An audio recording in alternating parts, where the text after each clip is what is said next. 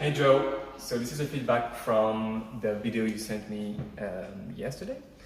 So we're gonna mainly talk today about the around the clock, which you were to integrate in a sequence composed of the horse slide, which is very good, and the penna roll, which is very good. And we're gonna talk as well about alignment in terms of handstands, because we need to refine a few things for your brain to start, and it's going to be a long process, but to start understanding what's supposed to happen in terms of weight distribution in our hands. So first thing first, let's talk about the around the clock. The around the clock is a movement that allows you to accelerate. It's not just a side roll, in which the hands will go off the floor. We need to generate momentum, swinging both arms over the ground, creating a big torque in the spine and then releasing the lower body. The key word is, and that's the hard bit to understand about the around the clock, and you're not the only one, creating the torque, and before the momentum is killed as you stop, releasing the lower body. Here, as I swing this torque creating in my spine, I want to free legs so that they can travel, so that I can recycle the momentum from the torque. So it's not merely this. It is, I want to reach 90 degrees behind me with this hand, start hard, and let the feet follow. A way to help you understand that is that you need to be traveling 90 degrees every time you perform the around the clock. I think it's in the tutorial, and you see me going in a full circle, doing 4 around the clocks. So, if I start touching my right foot with my left hand, I want to reach as far as I can behind me with this left hand, so that both feet travel to the right, and I end up with my head 90 degrees from where I started. So I hope that makes sense. Thumb, travel, and travel.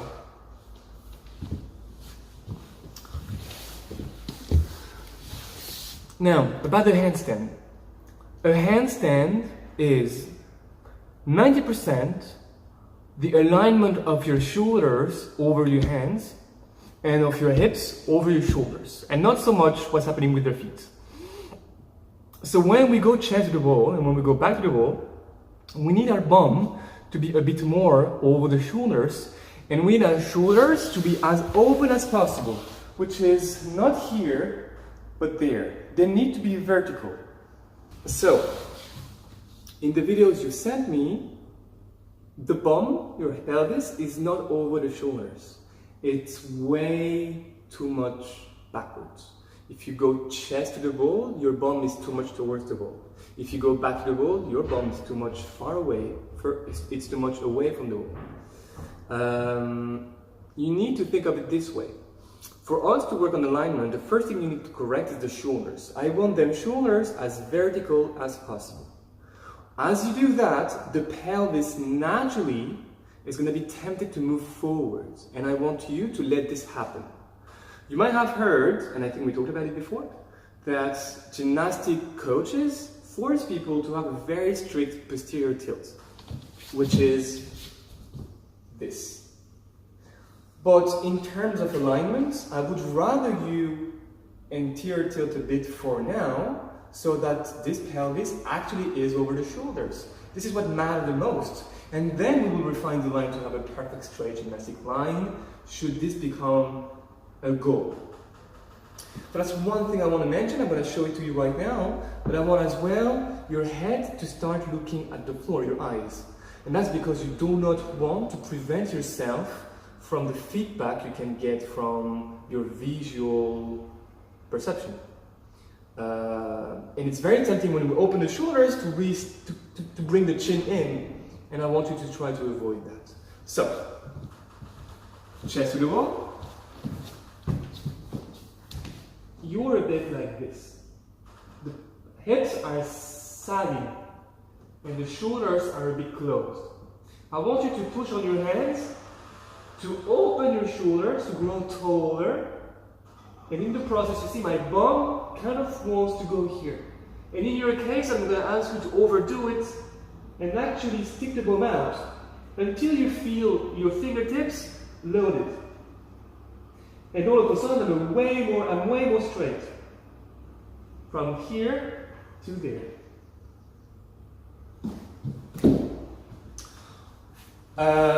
We're gonna do 2 drills. One is gonna be to hold that new line where the bum is more this way and the shoulders are more that way.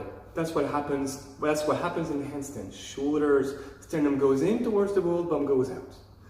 And I also want us to go from one bad position to the other so that we can cover the full spectrum of what can happen in terms of alignment, and so that we understand better at a very deep level the sensations associated with a bad position and a good position.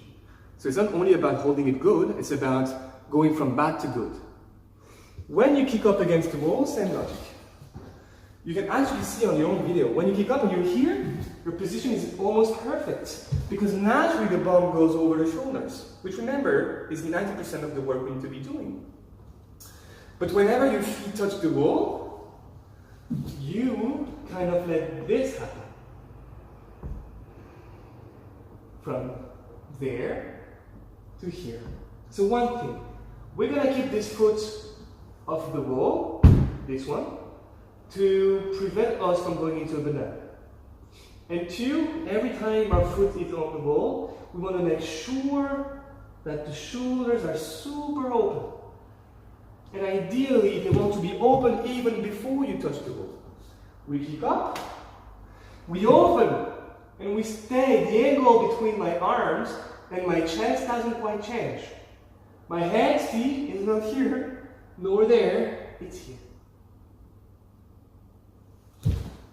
Before we move on, I need us to correct these few things. One last thing that might help you, is where to look.